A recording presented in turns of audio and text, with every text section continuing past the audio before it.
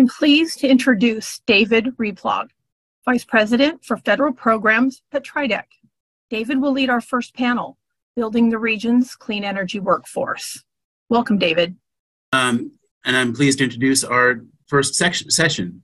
In this session, we will hear from industry experts about the future of clean energy jobs in our region and how our nuclear industry is evolving into a clean energy future. Our area is rich in clean energy resources and is positioned to become a national model as a clean energy hub. Within a 30-minute drive of anywhere you are in the Tri-Cities, you have access to nuclear power, wind energy, solar power, and hydroelectric. However, despite the highly skilled workforce at Hanford, at the Pacific Northwest National Laboratory, and elsewhere in our community, we know that this workforce will need to grow substantially in order for our region to become a premier clean energy hub. Today, we will explore strategies for building that homegrown workforce of the future. And we're joined by three industry experts who I will introduce next. First is Kristen Ellis. Kristen is the Director of Regulatory, Intergovernmental, and Stakeholder Engagement for the United States Department of Energy's Office of Environmental Management, or EM. As Director of Regulatory, Intergovernmental, and Stakeholder Engagement, Kristen oversees the EM Office of Regulatory Compliance and the EM Office of Intergovernmental and Stakeholder Programs. She was acting in this role for 14 months prior to her appointment to the Senior Executive Service. She previously served as Senior Advisor for STEM and Talent Acquisition, assessing future STEM needs of the EM workforce, inclusion opportunities for EM's next generation workforce, and supporting partnerships building an EM talent pipeline. She also previously led the presidential transition team for the Department of Energy's Office of Public Affairs in 2021. Prior to that role, she served as Chief of Staff for the DOE Undersecretary for Science, Paul DeBar, overseeing all daily operations, including personnel, budgets, policy, media, and interface with DOE senior leadership. She has served in additional leadership positions in the Office of Environmental Management, including as Director of External Affairs, Director of the EM Intergovernmental Office, and earlier she served with DOE's Office of Congressional and Intergovernmental Affairs, including representing DOE at 2 White House committees on tribal government issues and liaising to national intergovernmental organizations. Next, we have Mr. John Eschenberg, who serves as President and Project Manager for the Central Plateau Cleanup Company, or CPCCO. As President of CPCCO, John leads a 10-year, $10 billion contract and a 2,000-member workforce managing one of the country's largest nuclear and hazardous waste cleanup efforts and spearheading rollout of the first indefinite delivery, indefinite quantity, or IDIQ in-states contract in the Department of Energy EM complex. He has more than 30 years of experience in highly regulated commercial and government settings, leading large value environmental cleanup project portfolios, nuclear facility operations, and multi-billion-dollar first-of-a-kind construction projects. In 2021, the National Safety Council honored John as one of 8 CEOs nationwide who get it, a prestigious award for leaders who consistently go above and beyond for their employees. John is an active and passionate leader in the local community, supporting multiple initiatives that improve education, healthcare, commerce, and overall quality of life, including serving on the board of the STEM Foundation. He is corporately aligned to Amentum as Senior Vice President. Our third panelist is Senator-elect Matt Behnke from the 8th Legislative District. Senator-elect Behnke was born and raised in Kennewick and graduated from Kamiakin High School in 1986 and went on to attend Eastern Washington University. At Eastern, Matt graduated as a ROTC Distinguished Military Graduate and received his active duty commission in the U.S. Army Aviation Branch. After a 21-year career in the Army, Matt retired and returned to Kennewick. His desire to serve the community led him to public office, first as a member of the Kennewick City Council, then as the state representative for the 8th Legislative District, and as of last week, Matt is now the new state senator-elect, once again serving the mighty 8th Legislative District. In the House, Matt has served on 3 committees, including a leadership role as the ranking minority member of the Community and Economic Development Committee He is also a member of the House Appropriations and Environment and Energy Committees. Since 2015, Matt has also served as director and lead professor of the cybersecurity department at Columbia Basin College. He also owns a cybersecurity consulting business. So with that, I'd like to once again thank this excellent panel. I have the good fortune to know all three of our panelists very well, and I know that they're true allies to all the things that we're looking to do here in the Tri-Cities at the Hanford side with clean energy and with future workforce development. So starting with Kristen, I will ask each panelist to provide a 5 to 7 minute overview of your views or positions as it relates to the challenges and opportunities related to this session topic, which is building our region's clean energy workforce. And with that, Kristen, I will hand it over to you. Okay, thanks for the introduction. I hope you can hear me. That's always the first question you have to ask in webinars these days. So thanks very much. It's kind of painful to listen to your bio read aloud, but hopefully that does explain a little bit of my background and why I'm here. I wanted to say thank you to the Washington STEM Foundation again. This is my second time presenting to this group, and I really am happy to be participating again. I'm very passionate about workforce issues, and as we have conversations at DOE headquarters, it's very hard to have a meeting where workforce implications are not discussed because it is such a prevalent issue with us today. And as you mentioned, I did serve in a previous role as senior advisor for STEM, which was a new position in EM. And really, the need for this position is huge because, as I said, this is a huge issue for us. So wanted to share some quick statistics that I have been sharing with folks pretty frequently when I talk about workforce as a federal employer and some of the specific challenges and also opportunities that I think exist within DOE right now. So within the Office of Environmental Management, of course, our footprint is much larger than just Hanford. We have locations all across the country. Our current workforce is hovering almost at about 1,200 employees, but we have a ceiling of closer to 1,400. So just right out of the bat, we've got a lot of openings. And then when you start feeding in to the expected retirements, and it feels like we've been talking about retirements forever, but as far as the actual statistics of people that are eligible to retire, it's it's more than 25% who are eligible to retire today. That number grows to almost a third in 2 years and much higher in the next 5 years. And the statistic that I really find the most impactful that I've shared several times, and I'm sure David's heard me say it a few times, for our current workforce, the federal workforce, of that 1,200 employees I alluded to, we have 15 that are under the age of 30.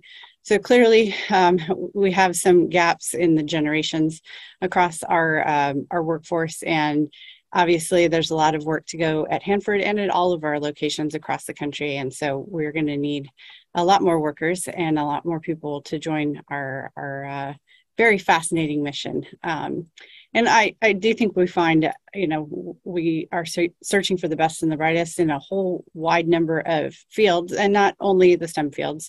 And we have need for cyber, we have need for contracting, we have need for attorneys, we have, human resource needs across the whole gamut. So I think that's a key point for you all to consider, that we're hiring across all fields, and it's not limited to just STEM, even though STEM is a huge focus too. And I encourage everyone to think of this as all of the above kind of challenge that we're facing. Additionally, just wanted to, in my current role as the regulatory and stakeholder engagement lead, it's a very clear nexus to our stakeholder needs as well, because we can't hope to be successful in any of our communities without buy-in from local government, tribal government, chambers of commerce, community reuse organizations like the one that David's affiliated with, because these issues are too big to tackle alone.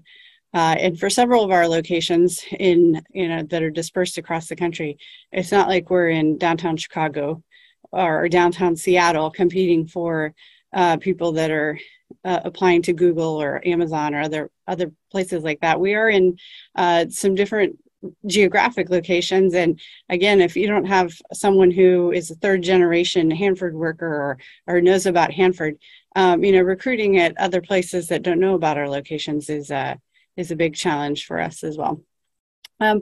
we'll talk about this a little more during our session today, but just as one more quick opening remark, I would like to talk about a workforce summit that we hosted back in September at the National Cleanup Workshop. And we had some executive members from the Energy Facility Contractors Working Group, and also from the Energy Communities Alliance, which is another group that David is affiliated with. And, it was a really great discussion, and I'm looking forward to having some announcements soon on some improvements that we've made there. And I don't think it would be surprising, some of the things we heard, and that's, there's challenges with hiring people and bringing them on board in a timely manner. There are challenges in, creative recruiting, if you're trying to get government jobs or contractor jobs. And, for those of you who are not aware, 10% of our workforce is that federal footprint that I mentioned, the 1,400 jobs. 90% of our work is done by contractors. So, the number of contractor jobs is way higher than ours, but, that's a significant workforce impact to Washington and to many of our other states. So, as I started my remarks, workforce is a huge issue for us. I will conclude with that there, and I'm really looking forward to the discussion, and thanks for leading it, David. Great. Thank you, Kristen. Look forward to the rest of your of the panel and asking you some good questions too. But next, we'll hand it over to John Eschenberg for his opening remarks. All right, David, thank you. Just give me a sound check. Raise your hand if you can hear me, David. All right, good, great.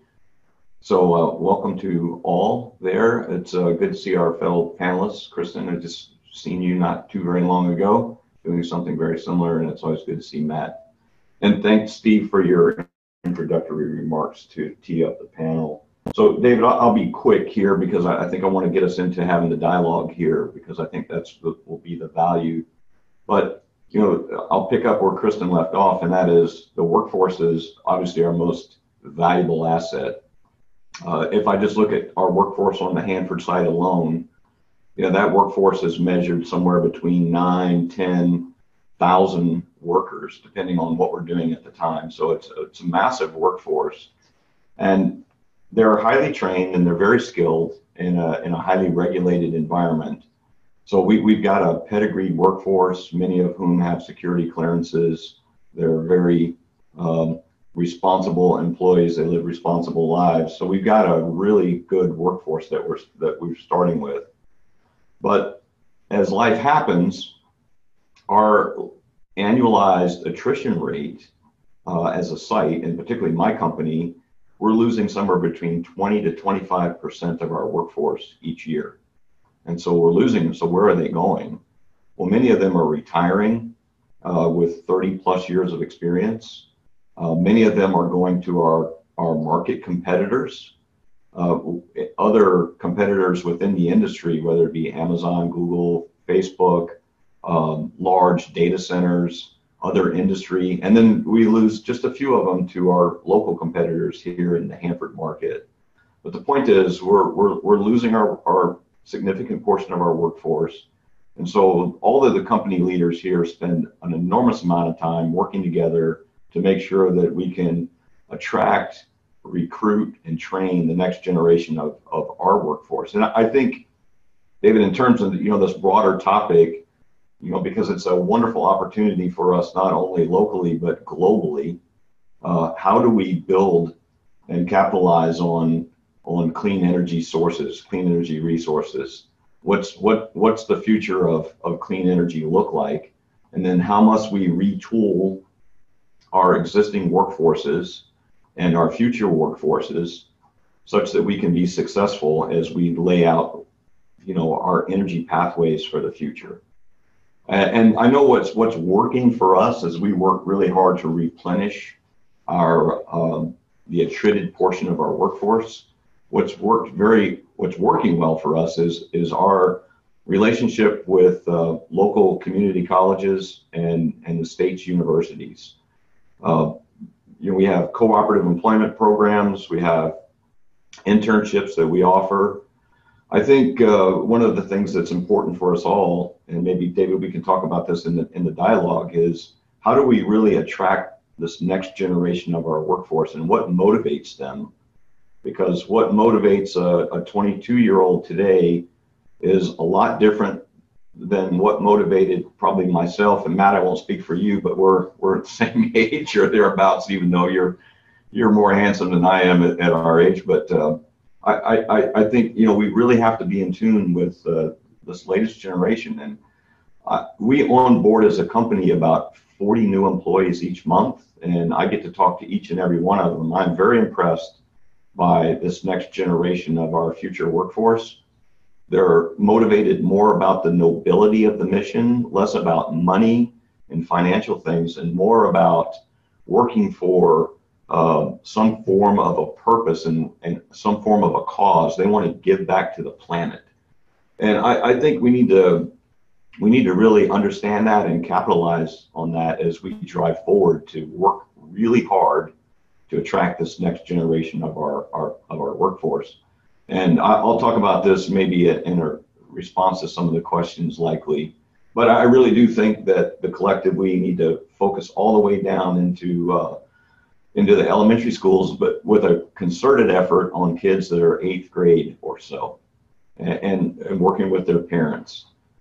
Because a lot of these jobs are going to be manufacturing-based jobs. Some of them will be high-tech, some will be professional, some of them are going to be skills and crafts. So I'm very bullish on the future of our workforce. It's just going to take a concerted effort by all of us, working together to make sure we can be successful. So Dave, thanks for the opportunity to give some opening comments.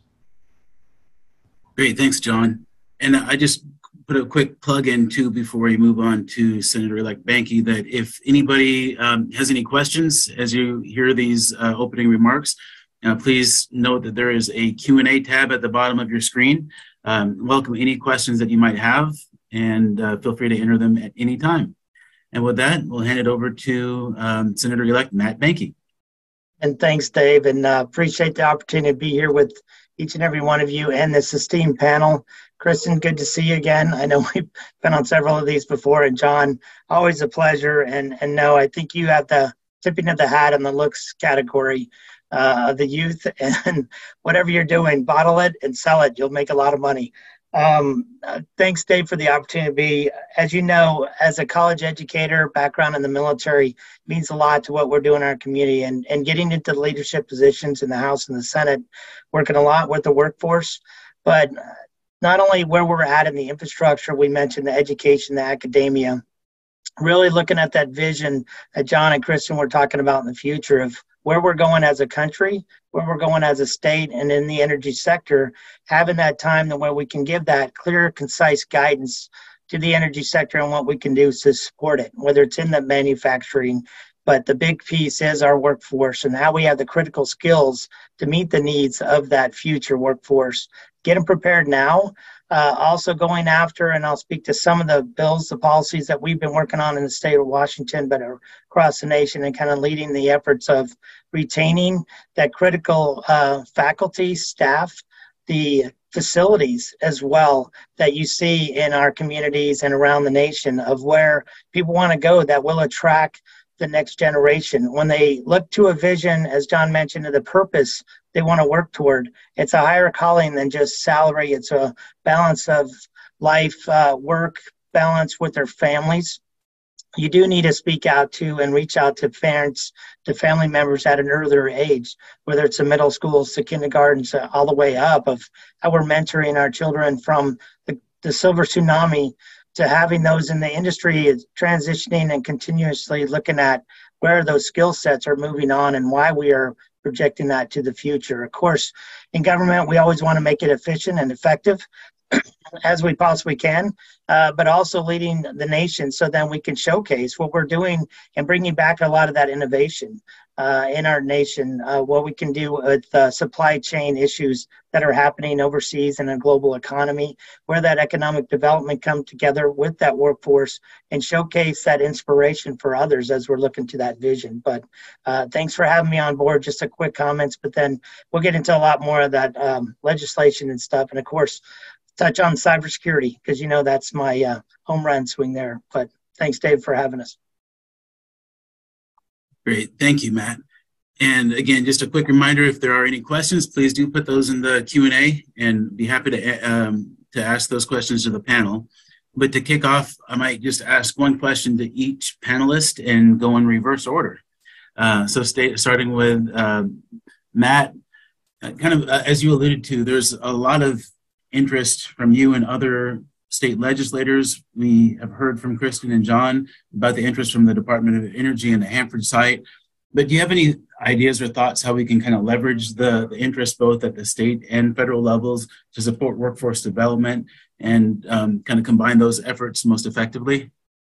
I do. I think it's a great question, and thanks for, it's kind of that multi-tiered faceted thing. You can't really, as a leader, get into decision cycle without getting a lot of the information. It's getting to understanding and sharing what's going on in the community in John's area, and kind of keeping in touch with our current workforce and where the manufacturers go in the leadership in his area, but also looking at the top level, the strategic level that Kristen's at, and kind of keeping a connection with where we're looking at the national. The state level, we have a good sweet spot in there that we can tie those two together, connect our careers, where they need to go, where we can influence them further, but provide that critical infrastructure and the funding to get back down to inspire those to where we can lead that effort.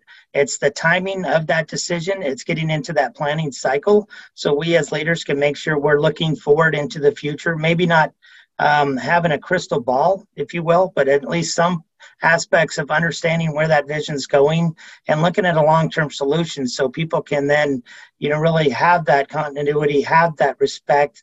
They know they can bank on it, and they can work with our academia, education systems, and the infrastructure around our community to do that. And frankly, we've seen that in history. If you build it, they will come. Silicon Valley started out in a couple, garages, then turned into what we see today.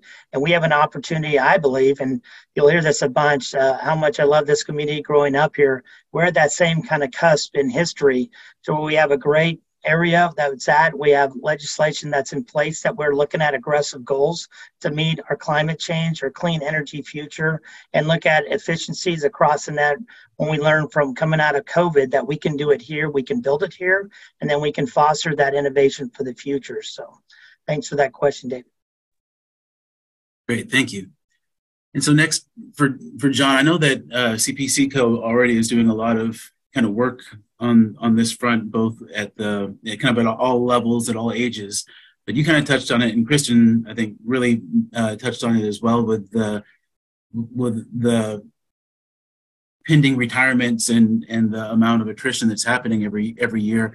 But the question for you is, how do you kind of balance, and what your thoughts are on the strategy for reaching out kind of at all levels from K through 7, 8 through 12, post-secondary, to meet kind of the long-term needs of your mission, but also the short-term, more immediate needs, recognizing too that your needs sort of change as projects come and go at the Hanford site? Yeah, it's a great question, and it's a little bit of a complicated answer, of course, but I'll try to answer it in reverse. So we've got a number of programs we put in place, and we try to leverage. Many of them have been used around the country. I think that, as far as an immediate source to replenish our workforce, the United States military, as we have our servicemen and women, when they finish their commitment to the country, there's a program called the Skills Bridge program. And that allows a serviceman or woman to finish the last 6 months of their hitch in a paid position with our company. Companies like mine, we've got 15% of our employees are veterans now. And that is just, that is a ready replenishment source for highly skilled, highly qualified workforce members. So, you've got that on one extreme. I mentioned earlier, is sort of this midpoint of we're actively engaging with colleges and universities, not only local, but nationally, in the form of co-ops and internships, which have really paid big dividends for us.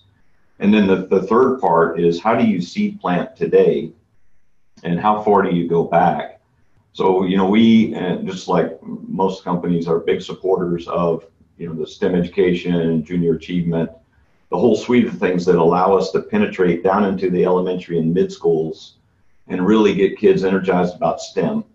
Now, STEM is important, At the end of the day, you know, I break that into three pieces. So you've got the sort of the classic technical scientific approach to work, but we also need business majors, financiers, procurement, buyers. And then the third component of our workforce is, and maybe likely arguably the most important, it's the skills. It's crafts and trade. And how do we work really hard to develop each three of those cohorts? Other places around the country, we've worked with our friends in represented labor, both building trades and metal trades, to help them develop their apprenticeship readiness programs. You know, active engagements there at a national level with the unions to make sure we got a good pipeline. STEM education, we can talk for hours about that and all the things that we do, but we do there. I really do think that, you know, the most critical year, I mentioned it earlier, is the 8th to 9th grade. And at that point, you know, the younger members of our community they're beginning to make decisions on which way they would like to go as far as a career. And I think, you know, it's people like us have to give mom and dads confidence and assurance that your child does not have to go to a 4-year university to be have a successful career, be a good community member, and will never, ever, ever have to worry about putting food on the table. And, you know, we've got, if many of these clean energy initiatives play out, we've got the opportunity to become a manufacturing hub and a manufacturing center of excellence right here in our own backyard. And most people think about manufacturing jobs as just being, you know, in these dark, dangerous, big factories that are noisy, when in fact, that's not the case at all. I mean, they're high-tech builds, they're very automated, and that requires a high level of skill. Not necessarily somebody with an engineering or a biology degree, but somebody who understands mechatronics, and they're good with their hands, they can work with their hands. So I really think that, you know, if you break down our future workforce in three pieces, I think we could do a lot better to focus on, you know, these young minds that are just creating and formulating what they want to do. You know, the governor in this state's got, you know, a drive for Career Connect Washington to drive a secondary credential post-graduation. I think that's great. That's good. But I really do believe, my opinion, we got to get to moms and dads when their child is in the 8th and 9th grade to really change the discussion at the dinner table. Yeah, I think that's absolutely right on. And so we talked about kind of recruiting the next generation. But a question for you, Kristen, is what are your thoughts on the things that we can or that we are doing to retain the current workforce, specifically at Hanford, but elsewhere in the cleanup complex? Are there projects or partnerships at Hanford that are delivering success in attracting this new talent or building the talent pipeline, but also retaining the workforce that we have? Yeah, a great question, and as John said, kind of hard to answer quickly. So I'll spend a little time here. I think, you know, I'm really proud of some of the work that Hanford's been doing on the next generation things and those STEM issues. I wholeheartedly agree that if it hasn't happened by 8th grade, it's probably it's a lot harder to get the word out. And, you know, to some extent, even though it is 2022, it's word of mouth. It's someone you know personally as a lot of the reason why we get people into the program. You know, the Hanford community is fortunate to have, you know, the PNNL right there. And so they do a lot of work for us and a lot of support for us. But again, it's also another workforce we're competing with for jobs and resources. But back to the question about what Hanford's been doing recently, I know they've been really doing a lot of classroom programs. I know that making the connection from classroom to great careers at Hanford, to kind of train teachers give them more awareness about the Hanford site and make more information available to students. And I know we've had several DOE Hanford employees, and this is common across the whole enterprise, participating as, STEM ambassadors or volunteering in schools or doing science demonstrations and things of that nature with local kids to give them some exposure, no pun intended, to what's involved with what's happening with the environmental management program. And I know we've also had a lot of engagement with the STEM Like Me program. So several local high schoolers in the Hanford area have participated in that. I know we've hosted visits at Hammer.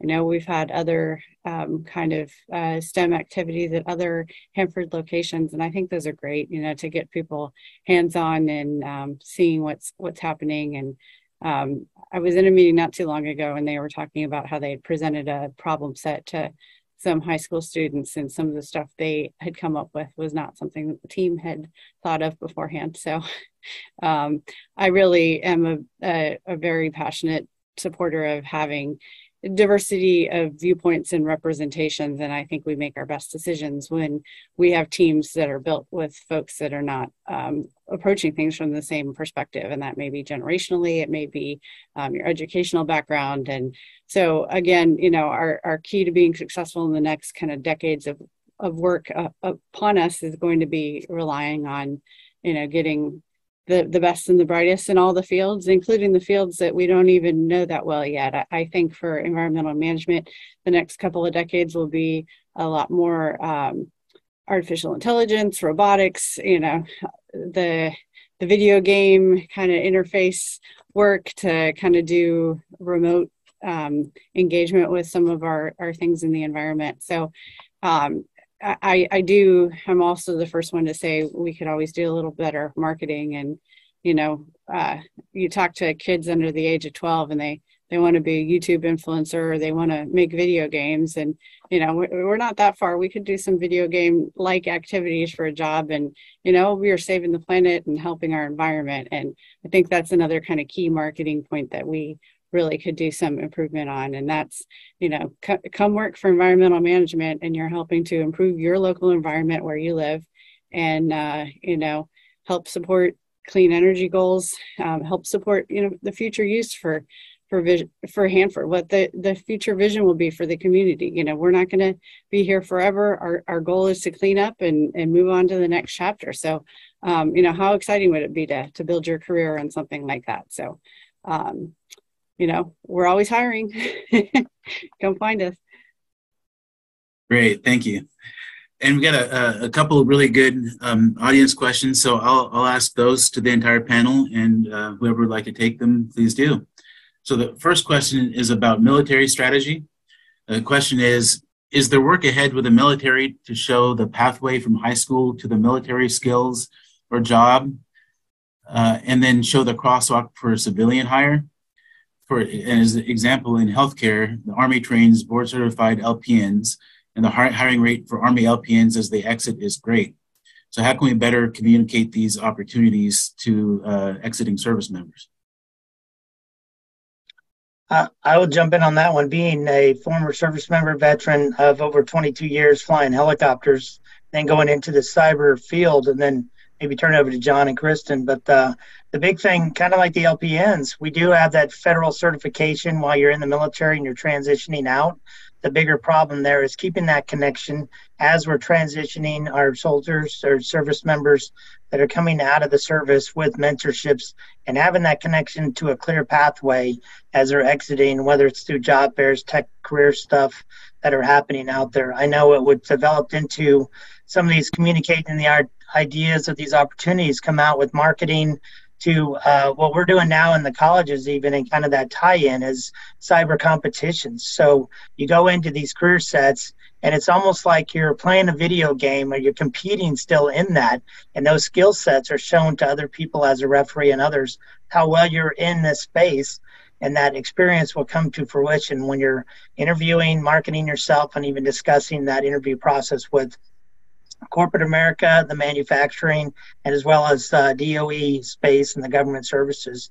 I know of a program we're working at Columbia Basin College with WSU as a Northwest hub for the Army and Air Force Research Lab to increase awareness for DoD civilian employment and understanding what USA Jobs literally means, where you can go after that, how that aligns with the GS system, and that government service is what GS stands for, and the different levels of what the pay means and the different skill sets you need to get to each one.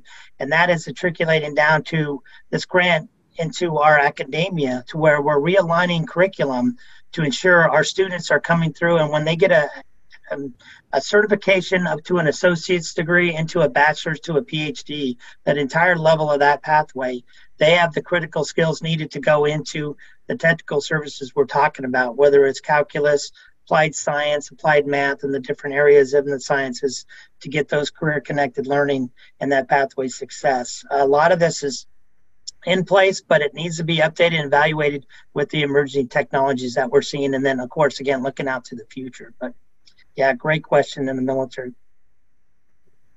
Yeah, I'll just quickly mention that, with Veterans Day just having happened last week, I know we have several, we'll call them served and still serving members in the environmental management program. And, a long history of the Navy nuclear program is a logical one, but, there's so many, cybersecurity professionals and all of the fields that are incorporated in our program. And it is with some of the particular hiring paths for veterans preference and things of that nature, a lot of opportunities. And we still have a fairly high percentage of former military members or reserve members or that are still involved in our program. And I think that mission mentality that you associate with active duty military members is really a great asset to our mission moving forward. And even if it is a transition from a military organization into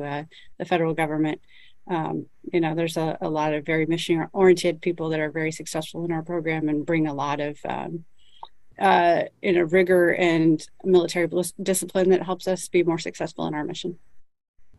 Hey, David, let me give a commercial perspective on that just quickly here. So I think, as the last two speakers just said, I think the crosswalk between active military service and then into federal service, I think is very clean. There's a good pathway there. But if you look at the crosswalk between active military service and then commercial opportunities, whether you work for companies like ours or, any one of the top 500 companies across the country, I think it's very murky. How do you inform? I mean, there's advocacy groups like the Society of American Military Engineers, SAMI.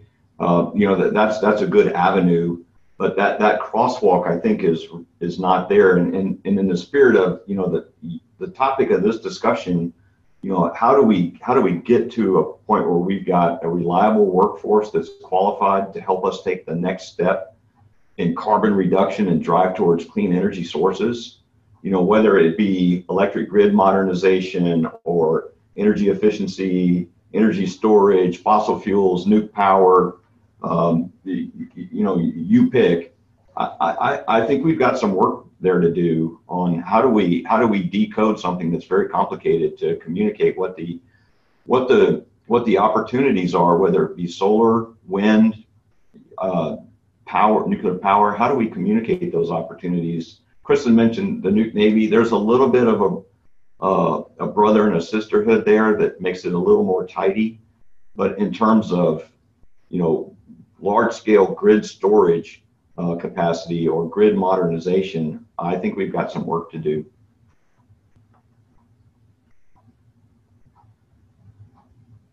Great. Well, thank you. And one more kind of follow up on that too. And we had a great comment that there is the Helmets to Hard Hats national program, which helps service members transitioning from active military service to careers in the skilled trade unions as well. And so that's a program I think that could be it has been very beneficial. Yeah. And we only have about 6 or 7 minutes left, so we might kind of transition into a lightning round here because we got some additional great questions I'd like to try to get answered. Next question is, how are we also incorporating or reaching out to youth that are disengaged from school? There's a lot of talent out there and little focus on trying to reach those furthest from opportunity.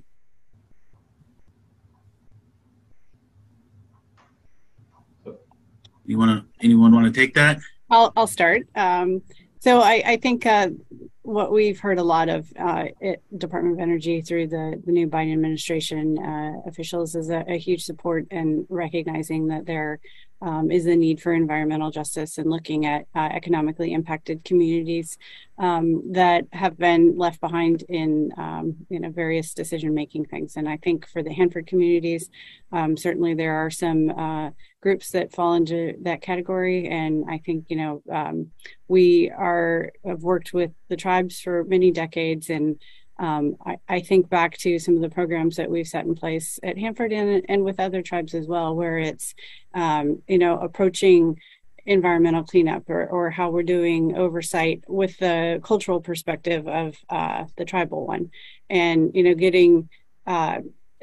building a STEM workforce within the tribes so that they can participate in the oversight of our program is a good example. I know that the Northwest Indian College was just a recipient of a grant under the Minority Serving Institution program that we have here at Environmental Management. And so we're really excited to have them be involved and help us with these future pipelines of students that maybe were not involved or engaged in the same ways as maybe some other populations. And I think back to the conversation about getting the moms and dads involved and getting kids involved at a younger age and kind of demystifying science and engineering and all of those things are going to be parts of the puzzle.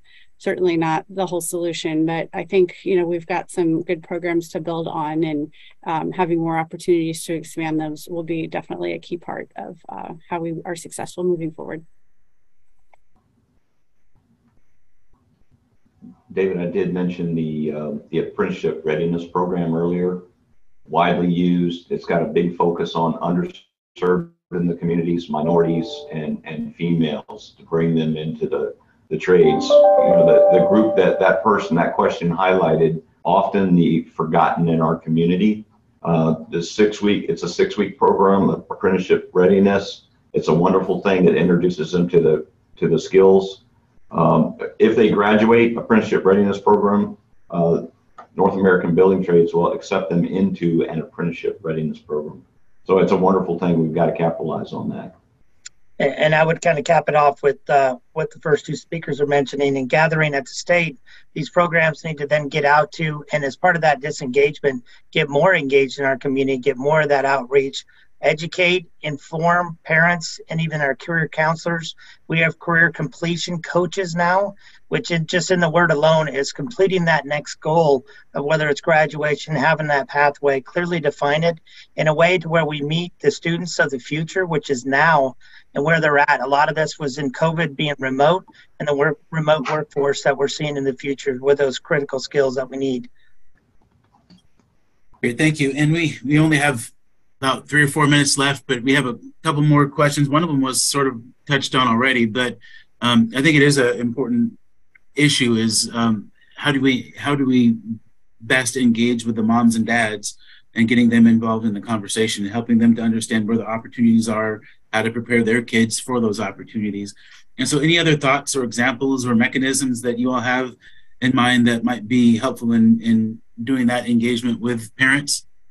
Yeah, I think we're at a very unique time for the nuclear industry. And, in this age, our access to information is so much different than it was even a decade ago. And I think, the nexus of the potential of nuclear power as part of our climate change solutions, I think is key.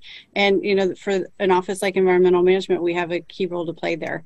But again, so I think, the way we talk about our work, the way we talk about cleanup, distinguishing it from what people may have assumed was the Cold War kind of era things from World War II. It's a totally different landscape now. And I think, communicating those differences at the grassroots level is going to be key to being successful there. I think the key is guidance counselors in 6th, 7th, 8th, 9th grade. They're the ones, you got a little bit of educate the educators here, but that the guidance counselor, the role that a guidance counselor plays on those young minds and how influential they can be to moms and dads, I think that's a key that we need to leverage.